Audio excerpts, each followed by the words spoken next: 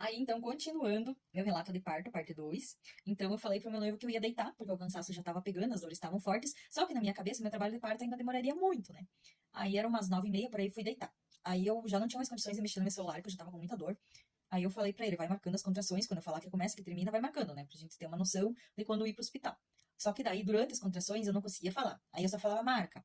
Aí, acabava a contração, marca. Só que daí, ele começou a se perder. Entre a contração começou, a contração terminou, ainda tá tendo, já parou. Aí ele queria me pedir, já parou, já não sei o quê. Aí eu comecei a ficar irritada. Aí ele disse, dá aqui o celular que eu vou marcar. E nisso, entre contrações, eu cochilei. E quando eu peguei o meu celular de novo e eu olhei o aplicativo, uma das contrações estava com intervalo de 15 minutos e uma com intervalo de 20. Aí eu pensei, pronto, dormi e desengrenou meu trabalho de parto. Tava começando a ficar menos tempo e agora os intervalos aumentaram e o trabalho de parto vai demorar mais. Ali nesse momento, acho que era umas 10 e pouco da noite, eu me desesperei. Que daí eu comecei a dizer que eu não ia aguentar o parto normal, que eu queria ir pro hospital fazer uma cesárea, que isso não era pra mim, e que não ia dar certo. Aí eu comecei a ficar com medo, porque minha mãe, quando eu nasci, teve uma hemorragia muito forte. Aí eu comecei a ficar com medo que ia me dar hemorragia também, que daí eu dizia pro Dani, não, não deixa acontecer nada comigo, e tava assim, louquinha da Partolândia, né? Aí começou a apertar as dores, eu precisava ir pro banheiro, e comecei a vomitar de tanta dor, e o Dani falando com a minha doula, porque eu não tinha mais condições, e é frio, eu comecei a tremer, não sabia se eu tava tremendo de dor, não sabia se eu tava tremendo de frio. Aí a Leite disse pro Dani, mantenha ela aquecida. Aí a gente tem um aquecedor pequenininho, né? Aí eu ia pra cozinha, o aquecedor ele tava na cozinha. Eu ia pro banheiro, eu levava o aquecedor pro banheiro. Então, onde eu ia, tava ele o aquecedor atrás de mim. Começou a aumentar aquela secreção, né? Começou a ir pra um vermelho mais vivo. Aí a Leite falou que era um bom sinal, a nossa doula, né? Porque eu tava dilatando, então, e tava mais perto da chegada da Eloá. Ali pelas 11 e pouco, então, da noite, né? Eu comecei a ficar com muita dor. E a Leti dizia: quando vocês acharem que tá na hora, peguem as coisas com calma e venham pro hospital, a gente se encontra lá. Só que ela tinha dito que se a gente precisasse, ela viria na nossa casa, né? Que a gente mora num apartamento no terceiro andar. Daí eu disse pro Dani: olha, pelo amor de Deus, pede pra Leti vir aqui, né?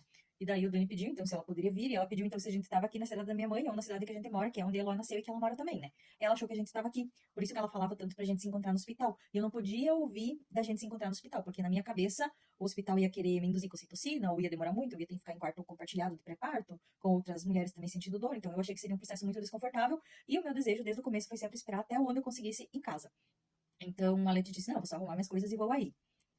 Quando ela chegou, então, era em torno de umas 11h30, mais ou menos, 11h15, 11h30, e eu já tava assim, doidinha. Eu já tava com muita dor, nenhuma posição tava boa, eu já tava com aquela impressão de fazer o número 2. Aí eu só dizia, meu Deus, o meu colo do útero, porque eu não sentia dor nas costas até aquele momento. Eu sentia uma dor de cólica mesmo, mas muito mais forte, muito, muito, muito, muito mais forte. E literalmente o colo do útero parecia que tava abrindo, sabe? Era uma pressão, era uma dor assim por dentro muito forte mesmo. Aí a Alice chegou, tentou me levar pra bola, tentou me levar, eu só queria ficar no banheiro ou deitada, porque eu tenho lençol térmico e eu tava com muito frio. Aí, em algum momento, ela conseguiu, então, me chamar pra ir pra sala pra fazer alguns exercícios, né? Aí ela pediu se eu conseguiria fazer exercícios na bola, e eu disse que a gente poderia tentar, e fomos pra sala. Antes disso, tem um detalhe bem legal da Partolândia que eu tava, né? Quando ela chegou, ela disse, a gente tá na metade, tá evoluindo bem, tá tudo certo, né? E ela não fazia o exame de toque, então eu realmente não sabia quantos centímetros de dilatação eu tava, né? Mas ela me disse então que eu tava na metade, e aquilo ficou então na minha cabeça, né? Bom, já tô na metade. Aí, em uma das contrações, o Dani me disse: aguenta mais um pouquinho, que tá quase. Gente, eu lembro até hoje, o olhar metralhador assim que eu dei pra ele, falei: eu sei que eu não tô quase, para de me mentir. Foi muito engraçado, eu lembro até hoje, assim, nitidamente. Aí fomos então pra sala pra tentar fazer os exercícios, né, na bola. E chegando na sala, então, tive outra contração. Quando eu tive essa contração, a Leti colocou o Dani na minha frente. Antes disso, ela fez alguns exercícios, tipo, de ir pra lá e pra cá com o meu quadril, né? Ela tava na minha frente me conduzindo. Aí veio uma contração e ela colocou o Dani, então, na minha frente. E ela foi atrás no meu quadril, apertar o meu quadril. E no que ela apertou meu quadril, a minha bolsa estourou. Tipo, deu pra escutar o plop, sabe? E desceu muita água. Só que como eu tava com aquelas calcinhas pós-parto, que é os fraldões, né? Então a minha roupa não molhou nada, fiquei sequinha. Só o fraldão ficou encharcadinho, né? Aí, quando passou a contração, a Letícia disse, vamos pro banheiro, tirar pra ver como que tá o líquido da bolsa, pra ver se tá tudo certo. Tinha um pouquinho de mecônio, então, no líquido, né, na calcinha de pós-parto. Então, a Letícia achou melhor irmos, então, pra maternidade, pra ser avaliada, né. Ali, então, já comecei a meio que ficar um pouquinho preocupada, né? Então, fomos pra maternidade, mas não dava muitos minutos, acredito que no máximo uns 10 minutos. Só que pegamos todas as sinaleiras fechadas, os semáforos fechados, né? E foi, assim, um trajeto bem tenso. Até pra descer as escadas do nosso prédio, que a gente mora no terceiro andar, né? Pra descer, eu não lembro, eu acho que eu não tive nenhuma contração.